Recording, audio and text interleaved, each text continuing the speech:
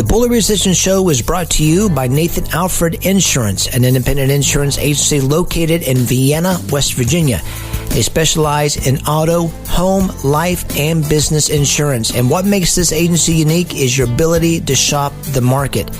The Bully Resistance Show is brought to you by Planet Fitness. You can come and check out their new and improved Planet Fitness. Now, I'm a member of Planet Fitness, and they have all new strength equipment. They have tanning beds, rowing machines, and so much more.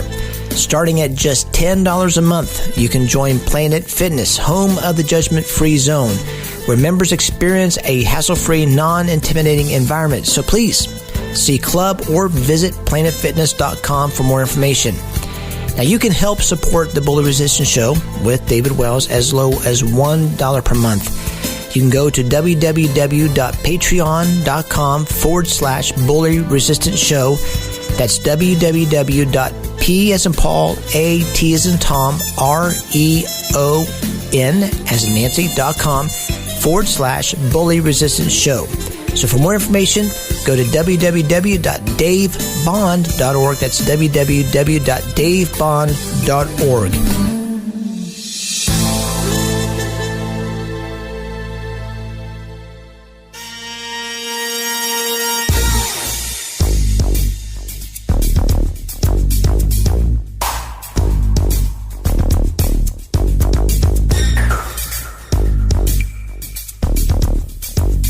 Welcome, everyone, to the Bully Resistance Show with David Wells, nationally known smooth jazz artist, CEO and co-founder of the Chocolate Jazz Foundation, and the co-host of a 2-hour syndicated radio program called Chocolate Jazz Radio. Bully Resistance is a weekly 1-hour show that's a motivational, informative, and inspirational program. We will have interviews with musicians, actors, government officials, politicians, psychologists, counselors, and just average day citizens. Of course, the topics will include making right choices, never giving up desire, discipline, determination, bullying in public school, the workplace, and in your community, bully resistance and prevention, self-defense, jiu-jitsu, and current affairs, and much, much more. And if you're ready, we are. Here's your host, David Wells.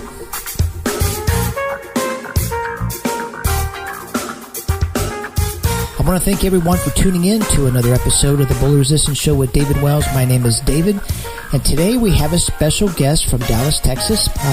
She is the daughter of John and Dodie Osteen, also who were the founders of the Lakewood Church in Houston, Texas. She also travels full-time as a public speaker, speaking at conferences, doing success seminars, doing leadership and dream team sessions, which we'll get in later in the interview. And also she talks in churches, but also she does have a successful weekly podcast that I encourage everybody just to go ahead and take a listen to. And we'll let you guys know how to, or where her website is, and that will take you to all of her social media. So at this time, I want to introduce April Osteen on the Bully Resistance Show. April, thanks for coming on the show. Hey, David, thanks for having me. I'm glad to get back in touch with you, and it's just great to be a part of your show today. Well, I appreciate it. You know, I think, and we were just talking just for a few minutes before the interview, and we were talking about the last time that we actually talked or corresponded was back in the college days, which we won't tell anybody, you know, how many years that's been. But you know, time flies. And matter of fact, April, my birthday was yesterday. Oh, happy birthday! We're just going to awesome. We'll just let the audience know that you know, we're about the same age, and that's all we'll say. But yeah, that's good. Hey, if you don't mind, April, can you tell the listeners just a little bit more about yourself, like where you were born and raised, about your family, your kids, and then maybe touch on what you're focusing on the most in your regard, of course, in regards to your career. Okay, yeah, sure. I grew up in Houston, and about 20 years ago, moved to Dallas. And, let me just go backwards. I'm the youngest of my family, and so I left when my dad passed away in 1999, and our family moved up here to Dallas. I have 5 kids, and I have 1 grandbaby, Her name is Penelope, and I think she's the greatest. Oh, nice. So I have 4 daughters and 1 son, and we came up here, and we had a church for a while, and we loved that. And now in our career, my kids are a little bit older. My youngest is 18, and so now what I do is I travel around, like you said, and I speak. I usually go every week, and I just love it. I mean, it's kind of that sweet spot for me, and Right. I love doing that. And then, like you said, I have the weekly podcast. It's called Better, and I really enjoy doing that. I think I really enjoy giving people hope and inspiration. I like to say I came from a long line of hope givers, Right. and I just continue it on, and it's just something in me likes to see the light bulb go off in people and to show them that they matter. Their life matters no matter what they've been through, no matter what they're going through. There's still purpose for their life. And life isn't over because you failed. Life isn't over because, you really messed up. The good news is you can pick yourself back up again, and there's still purpose and a plan for your life. So that's what I do. I absolutely love it. Awesome. I want to start off and start talking about one of the types of bullying, of course. We all know that there's verbal bullying that goes on. There's actually social bullying, cyberbullying, and then physical bullying. But I want to touch really on cyberbullying. And April, I was just looking, a few weeks ago, and it was Facebook was available, I think, to the public. I think they said, 2003, 4, 5. It was like 15 years ago. So I think, doing the math, my kids were maybe 9 and 4. And it's funny, not to get off on a tangent, but I know that my son still refuses to get on Facebook because he has his reasons, of course, and more power to him. Mm-hmm. But one of the reasons why I want to talk about cyberbullying, first of all, is because you have a strong following on social media, and especially of what you do and who you are.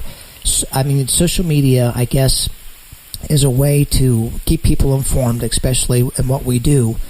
But when you or your immediate family has a following like you do, you're bound to have people on the internet that disagree with you, that question you, that bully you. And and it's not necessarily your personal pages, but on the internet. So I think this, and you can tell me what you think. I think children are not really only asking for their own tablets or gaming devices or mobile phones, but now it seems like they want access to popular social media sites and the ability to engage in like online games and share information. Mm-hmm. What's your thought about that? Do you feel like that's the drive of kids, that they want to be on social media? Definitely. I definitely see that. And, I can't believe Facebook's been around that long when you said that. But, there's so many opportunities. And by the way, David, I love what you do. And I think you're just bringing such awareness. And the cyberbullying is just, all those social media stuff, we love it. But then there's that aspect of it that is kind of dangerous. Very very And, right. And it drives people to... we've all heard the stories of people being cyberbullied and some suicides and, just awful, awful stuff. So right. I agree with you. They're wanting to get on, and we understand that, but there's so many precautions. We as parents, and, it's not just in the kids that are being bullied. I see it, like you said, in my family. We sure. Of course, we get those people, and, it's just crazy. It seems like there's no end to, how people can get in touch with you or anything like that. So I just think we have to be very, very aware right. of what's going on, especially with our kids. Do you think, and I was just thinking when you're talking, is that, kids, when you actually get friends, how many friends, mm-hmm. if it be, 10 friends, 100 friends, 1,000 friends, it does something to your ego. It seems like there's an acceptance that people right. want to be a part of your life, and I don't know if you feel like that is one of the reasons why people want to be on social media, just because you got that, people liking what you do, acceptance. Yeah. I guess. Right, definitely. I think it is. I think it does something, especially to kids, to get more followers or whatever. it's just there always has to be that precaution, and some people accept everybody, and then some people are more cautious about it, and I can appreciate that. Right. Definitely. You mentioned if anybody knows about the Osteens, you guys are pretty much in the limelight, and and social media, it can be a cruel thing. And I was wanting to know, and I mean, I've seen, I don't have to search, far. When I put in Osteen's name, I don't have to, go far, to see what's going on and how people are bullying you. But when you see things, either if it was pertaining to your kids, your immediate family, I mean, how do you deal with the hurt and with anger when you see these type of postings? Well, when it's to your family, you can take it personally, and definitely. But I think that we just have the mindset as a family, starting from my Osteen family to my Simons family now, is that there really, you can't really retaliate because two wrongs don't make a right. So, sure. I love what my brother Joe said. He said, I know not everybody's going to like me, so I just got to do what God told me to do. So, right. We kind of all have that same view of, we don't really read it. I know that sounds funny, or engage it. We definitely don't engage in it. We just, sometimes there comes a point you have to ignore it. Now, when it's with your kids, it's a total different aspect. But, when you have this, like my family, and, my family's just normal. We just happen to be out there a little bit more. But you have to keep your focus. And, sometimes you just have to ignore those things, and you got to, respect people's opinions. But, we don't have to be driven by what other people are saying. So we kind of ignore, delete, and block. That's our concept. Yeah. What's funny? I was, I think this was maybe 2 or 3 weeks ago. There was a high school student that took their life, and they were like 14 years old. And I actually did a school assembly on bullying and making right choices at that school. And but that they're saying that the teenager took their life was due to bullying. So I mean, everybody's going to go ahead and have their opinion. But but I saw a post directed to me that they said, something like, obviously David Wells assemblies are not having an impact on the kids, and it's a joke. And and it was something like that, but it was the combination. I mean, you can't tell me that posts do not affect us. They can if you let it. Right. But with a combination of the post and then someone taking their life, and then where you did assembly, where you feel like, okay, obviously maybe I just really connect with the kids. It made me feel horrible. So so how do we? I guess my question is, how do we get past that? I mean, do we stay on social media? Do we go ahead? Because I mean, we're on social media all the time. I mean, right. You have a fan base, and you have, and I have a fan base. But, I mean, so how do we deal with it? I mean, how do you deal with, when things aren't going your way? There's no light at the end of the tunnel. I mean, what do you do? Well, I think you just got to keep going. You got to know what you're called to do, and that one person that says that you aren't impacting, God bless them, and you just keep walking. You keep going. You keep driving. You stay in your lane, and if we do what we have, that purpose in our heart that we know that's our calling, that's our thing, that's what we get up and we live and breathe. Then we can't let those people get to us, because the truth is, David, you are helping so many people, thousands and thousands. And if you let that one person, or if I let that one person, or if my family let that one person bring them down, that's stopping so much hope and life that's out in the world. And so, it is hard, and it is hurtful. And I think, to me personally, I just have to rise above it. And that's such a common phrase, and I don't mean to sound that way, but you do. Sometimes it's harder, and sometimes, you just got to get around some people that can help you through it, and, pick yourself back up and then get back to your purpose. Because, if that one person can get us down, man, that's just taking us out. And I just think there's too much in us to stop us. It was funny. I was doing an assembly at a high school, and it was actually a West Virginia school, and I'm not saying that West Virginia has this attitude or mentality, but I was telling them that when things get rough, either at home or when things aren't going our way in school, where we're working as hard as we can, and it seems like our grades aren't coming up, or if we're in sports, it seems like we're not improving with our talent or music. But if anything, when things get tough, the easiest thing for anybody to do is to quit. And that's what you're saying, is that you've been telling me from the beginning of this program, is that we have to, even though we get knocked down, we have to keep on getting back up. And that's what makes us different. And I think with Joel, I listened to him, and one of the things that was inspiring is that God has given us all gifts and talents, and it's really up to us if we want to go ahead and pursue that gift and develop it and make it our livelihood, or just be average. You know what I mean? Right. Yes, I do. But anyway, that being said, you being a parent of 5, how did you manage your kids on social media? Well, we just have to watch them. We had to, kind of set the boundaries for them when they were younger. And, I have 4 strong girls. My son is strong too, but, they just, they would come to me and tell me if anybody was doing it, but they didn't. They went to a private school, so, and not that keeps them from anything, because that, they had the bullying there a little bit as well, but, just being in their lives and being aware of what's going on. You as the parent, we as the parent have the right to be in our kids' lives, and it's not they run us. We oversee them, and I really feel like God put us as their parents to guide them and to direct them, and we got to show them, and I had to show them what's acceptable and what's not acceptable.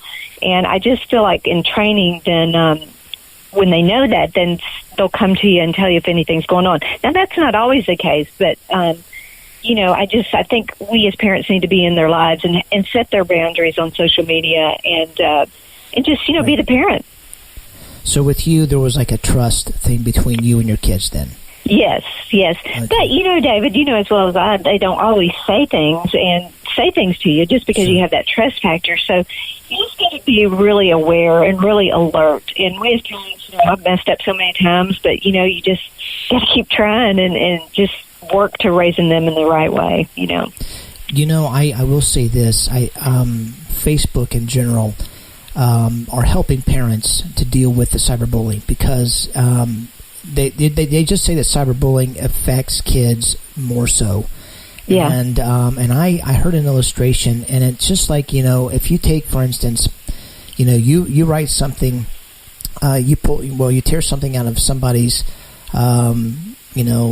notebook, and it's something that's bad, and you pass it to somebody, and then they pass it to somebody, it's just slow, and you can stop it by just throwing it in the trash. But when it's on social media, it goes in front of, tens and hundreds of people, and it's just more, emotionally, it hurts more.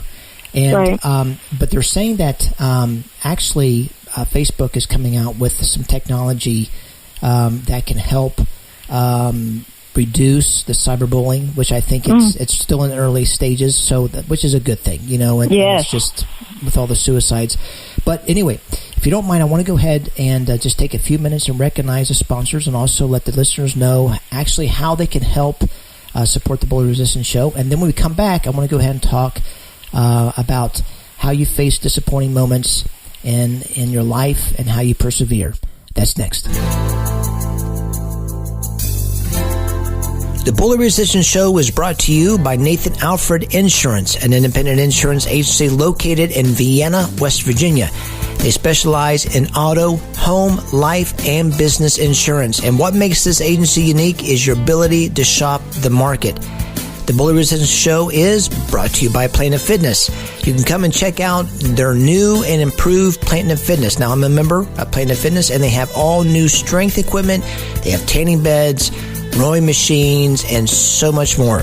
Starting at just $10 a month, you can join Planet Fitness, home of the judgment-free zone, where members experience a hassle-free, non-intimidating environment. So please see club or visit planetfitness.com for more information.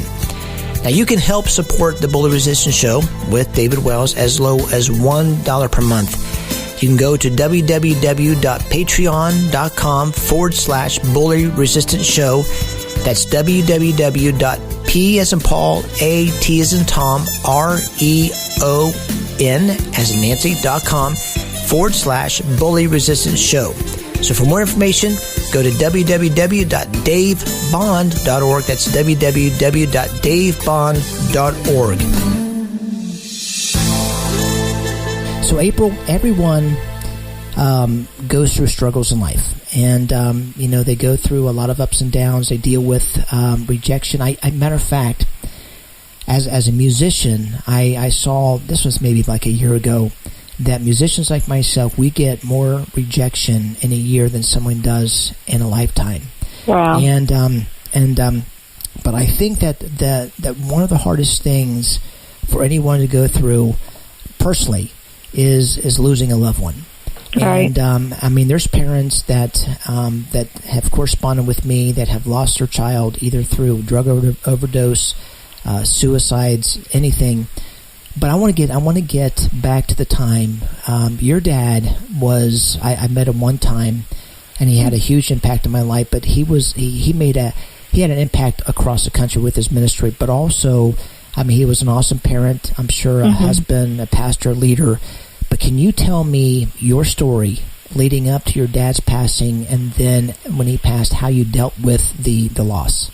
Absolutely, and thank you for what you said about my dad. My dad was amazing. He was my hero, and like I said, I'm the youngest of 5, and we all worked at the church, and we were all part of the Lakewood Church, which my dad and mom pastored for, I think, 44 years, and it was just great. We were all in the ministry. We all still are in the ministry, but we were all there with him. And, you just, as a youngest kid, call me crazy, but you never think about your dad or mom passing. And my dad was older when he had me, so he was 77. And anyway, we were just all going about life, and he got sick and went into the hospital.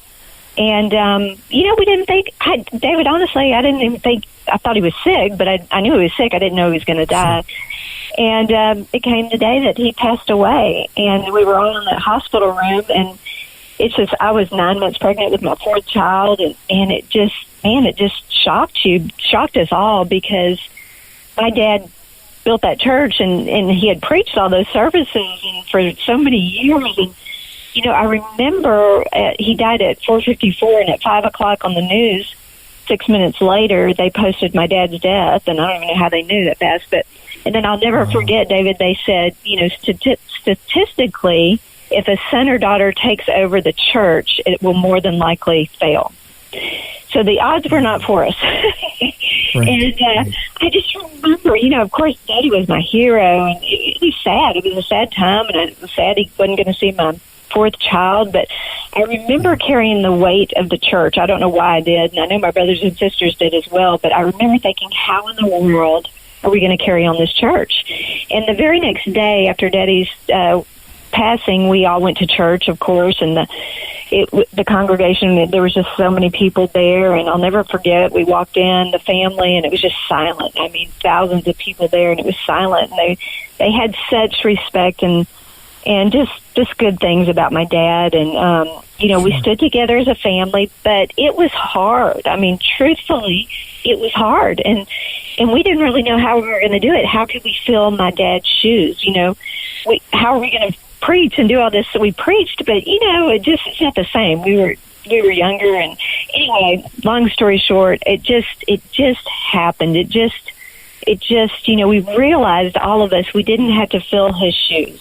We just had to walk in the shoes that God had for us, And through the course of that, of course, Joel became the pastor, and we never, ever expected that. He was always behind the scenes, if anybody's heard his story.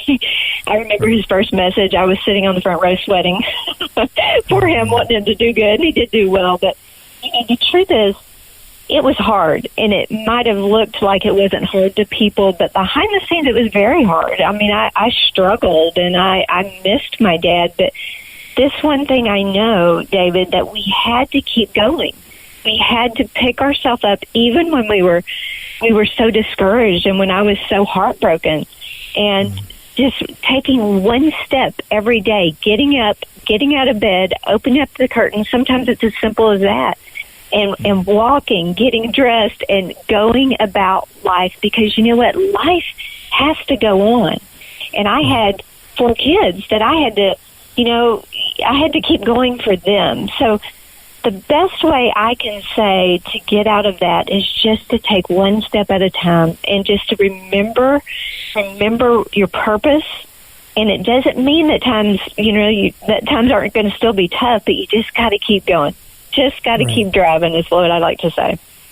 April, I getting into a different subject. I've been very blessed to actually talk with a lot of successful people in different fields, and one of the things that they mention is that even though they're doing what they love the most, it seems like there's always pros and cons to everything. I mean, even though what I'm saying, even though I love playing music, there was always pros and cons, and the hardest thing for me to do was just to leave my kids, especially when they're growing up and I'm missing all the birthdays, the tennis matches, the anniversaries, and everything else.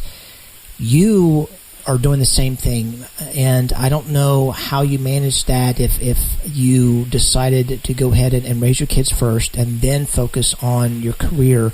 But what have been some ups and downs that you've gone through in your career that you deal with? It could be anything from bookings where people, where they might not, pay you what they said, or anything happens. But what are some ups and downs that you go through in your career? Well, I can tell you this. After my dad passed away, we stayed at Lakewood for about a year, and then we moved to Dallas to start a church, and we had a successful church. I mean, it was just, I loved it. We had a successful church for 14 years, and after the 14th year, the bank pulled the note, and we lost it. We lost everything.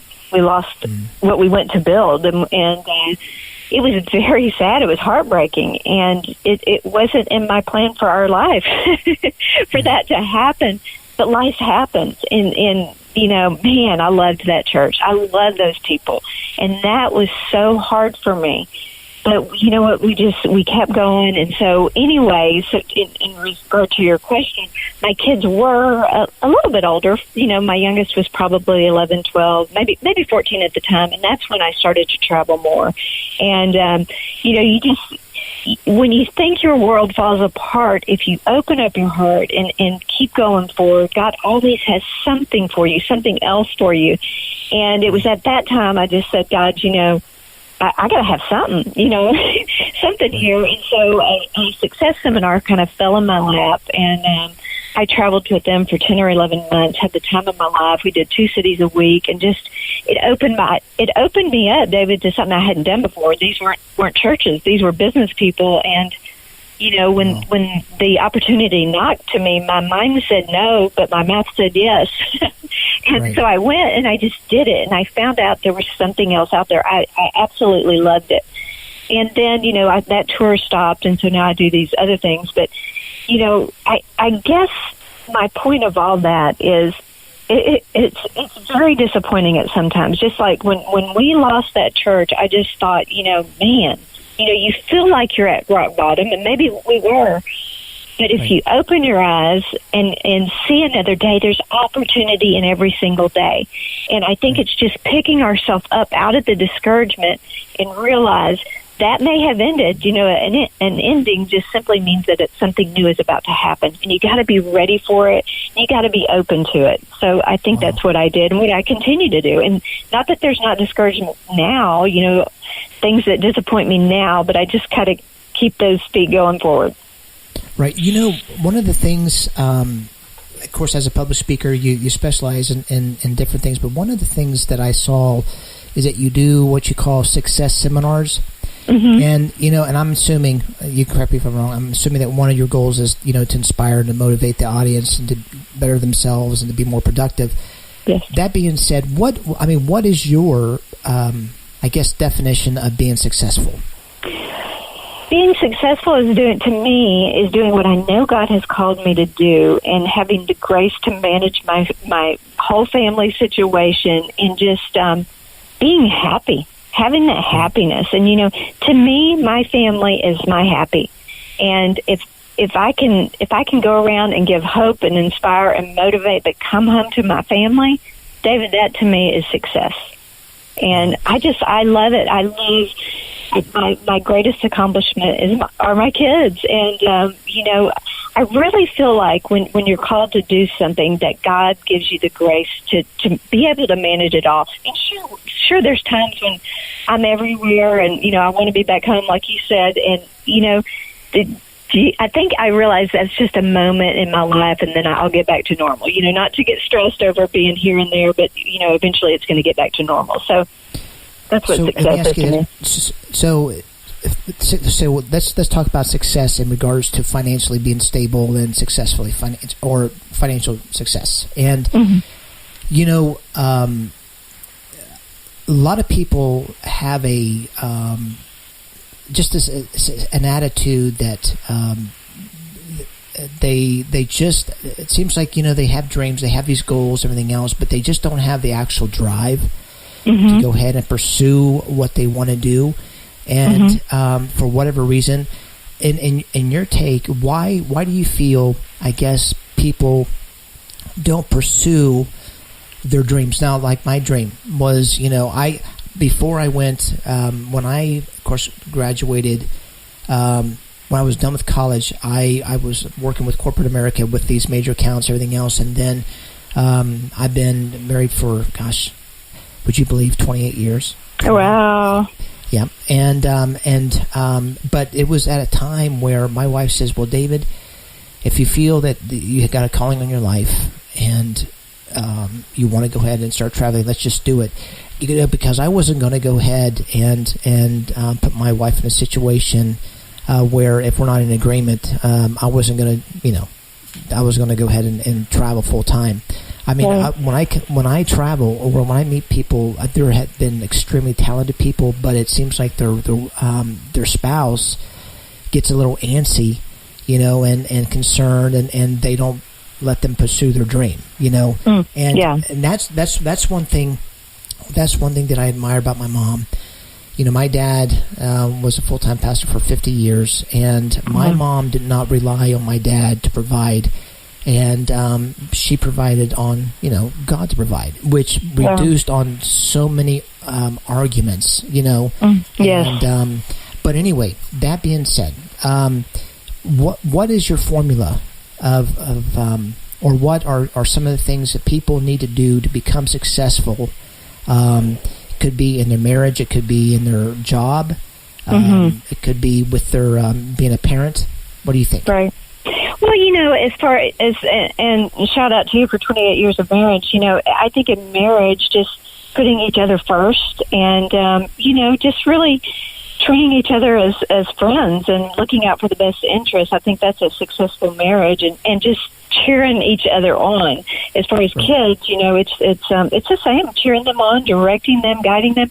My dad was a master of pulling out gifts in you that you don't even know you had. And, just telling your kids you can do this. And anyway, as far as success, that people are looking to do things and what they can do to help them with that. We all know there's so much on the internet. There's so many things you can go to, and you can get a life coach, you can do whatever, but there's so much information on there. And I think, David, sometimes there's so much information that gets overwhelming. So if you would just strategize and focus on that one field that you're interested in, say you want to write a book, then go to somebody that's written a book and kind of get some information from them of how to do it, and then set out your goal and write it down and put it before you. You want to write this book, you want to write this many pages every day or this many chapters, and then look at that every day, whatever you want to do, and then move forward to attain your goal. I can say this, I'm in the middle of writing my second book, and it's hard to take time to write that. This is what I want to do, and I want to get it done in the next few weeks. And with traveling, with kids, with family, with everything that's going on, with things that pop up, I really have to sit down and focus I have to make myself focus. It just doesn't like it comes like that, but to sit down every day and write a little bit on that book. So I think it's just information can be overwhelming, but there's so much out there that there's not really an excuse not to, find the information that you need. It's just like you, I didn't know that about musicians and just what y'all get. Sometimes you're going to be turned down, but you just got to keep going. You just got to keep doing it, even when people don't like what you do. If that's what you know in your heart that you're to do, then go for it. Life's too short. Let's just go for it. I agree with you. I think it comes down to what's your purpose in life, but then it's a series of making right choices. You just got to keep on. You have to be disciplined. You have to be determined. And like I said, the easiest thing for anybody to do is to quit. And I wasn't going to share this, but that's one thing about your dad that when I remember this is that he does pull your gifts and talents out. And I remember talking to him, and he said, and I knew of him, and he said, I want you to come to my church and play. And I'm thinking, you're kidding me, right? So anyway, he brought my brother and myself down to Houston. Of course, I lived in Dallas at the time, and we were in the hotel, and he gave me. This is what's funny. It's a good thing, but he gave me a phone call, and when I was in the hotel, and he said, David, I said, this is John and or Pastor John, and I said, no, he said, I can't believe I did this. I said, what's wrong? He goes, well, have you ever heard of a guy by the name of Phil Driscoll? And I said, oh gosh, this guy, because I listened to this guy, April, like 9 years, and that's all I listened to, because I just wanted to play just like him. Wow. And he says, he's supposed to be here exactly tonight, and I had no idea. But anyway, he invited me back, and we couldn't get the schedule right, but it was one of those things that he gave me the opportunity to be able to use my gift in front of those thousands of people. Oh, wow. Which was an awesome thing. But anyway, you mentioned that you're actually writing your second book. Tell me a little bit about this. It's called Better Than Ever? Yes, it is. Okay, so tell me what actually motivated you to start writing your second book then? Well, I love to write, and I just, I love to tell stories, and then, just to, challenge people, inspire people to better living. So this is 31 days to better living. So it's of course, one each day, and it's just, to help them, help people get out of a bad place, help people see that, a positive mindset really can change your day. It really can change your outlook, and having the right attitude, and even, when people are against you, you just gotta kind of, like I said, ignore, delete, and block, and keep going forward. So I just like to give people a reason to get up out of bed every morning, and so that's what inspired me for this, and I'm excited about it. It should be done. Well, I'm saying this now. I'm going to be held accountable by the end of this month. So then, what's the process? So once you're done, then how long does it time to actually either to upload it? Will it have a digital? Will it be a digital upload or download? I think I'm going to do. I'm not sure about that just yet. I'm going to self-publish this one, because I'm just doing that so I can get it and take it with me. But it'll be everywhere that you can get books, as far as online and all that. So I'm not sure how long that process is going to take. Hopefully, I can get it out by the next month or the end of the next month. So that's what I'm looking forward to. Well, listen, what I want to do before I wrap things up, I do what you call super questions, and I ask you just maybe 4 or 5 questions, and you can answer them with short answers, and I didn't warn you. So just So anyway, this is the first question. What's one word that best describes you? Hope. Man, that's a good one. Good. What is one of your biggest pet peeves? And this could be within your family, your kids, your career. Oh boy, not being a person of your word. Boy, integrity. Integrity. That's the word. I said that was too many words. Sorry. What natural gift would you most like to possess? Oh boy. I think. I would love to sing. I thought you were able to sing. I don't know. Well, hey, look, we only talk. We don't sing. You don't want us to sing. Is that with the whole family? Yes, amen. Okay, let me ask you this. So, who is your favorite band? A band that you want to leave as a secret that you don't want anybody to know about? It could be Christian, secular. Okay, say it again. Who is your favorite band? Okay, this is not really a band, and he's not alive, but it's Frank Sinatra. Frank Sinatra? Are you serious?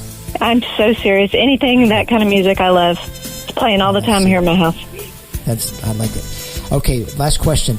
Tell me something true that almost nobody agrees with you on. Oh, my goodness. Now, that is a hard one that almost nobody agrees with me on. No, they agree with me on that. Oh, David, tell me yours, and then I'll think of mine. Well, everybody agrees with me. I know. No, that's all right. That's a little tough question, but hey, I can say this. I say I'm funny, but my kids say they think. Well, I think they think I'm funny. So I don't know. Yeah, I have to think about that with Jerry. Okay, hey April, do me a favor. Can you let the audience know what the best way is to connect with you and your podcast and your book and everything? Definitely. They can go to April Simons, SIMONS, just my name.com, and my podcast is Better. It's called Better. It's on iTunes and all the other places you can get podcasts. And you can go to my website and get my Facebook, Instagram, Twitter, all that kind of stuff. So it's all right there, just in one click. Okay. Well, that's about all we have for the Bully Resistance Show with David Wells. Before we go, again, I want to thank, all the sponsors for supporting the Bully Resistance Show. Also, I want to encourage all the listeners. They can go onto my website at www.davebond.org. That's www.davebond.org. And you can actually subscribe to the Bully Resistance Show with David Wells. So, until next time, thanks for listening.